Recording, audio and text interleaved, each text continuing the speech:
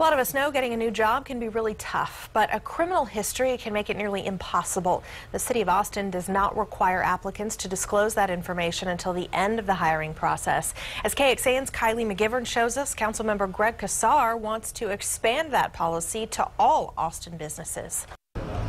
Yeah, if you were 8.5, we could. Jerry Ryan has spent the last decade growing his business, Heritage Boot. Some of these run big. Like breaking in a new boot, training new employees takes time. You probably don't want any surprises. No, absolutely not. Fair chance policies include removing the conviction history question on job applications and delaying background checks until later on in the hiring process.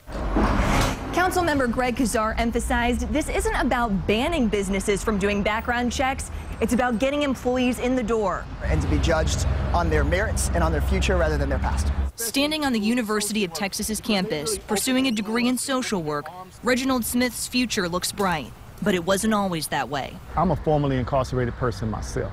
10 years ago, it was involved with a theft. Had it not been for that initial life-saving job, for lack of a better term, I mean, it saved my life. That job saved my life. So I wouldn't be here today. The best social service program is a JOB. Jobs, support, and maybe even a little love. We bring a certain realism to this. You know, for us, it's not just a policy. It's our opportunity to have the American dream. In Austin, Kylie McGivern, KXAN News. Well, public testimony on fair chance just wrapped up at the Economic Opportunity Committee meeting. Members will now discuss that policy and develop a recommendation. The city of Austin has faced some challenges with its ban the box policy. In August of last year, a city employee pled guilty to a 2012 charge of indecency with a child in Bastrop County.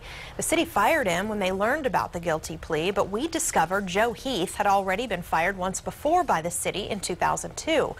He also had an extensive criminal history at the time he was rehired in 2010 for a job that did not require a background check.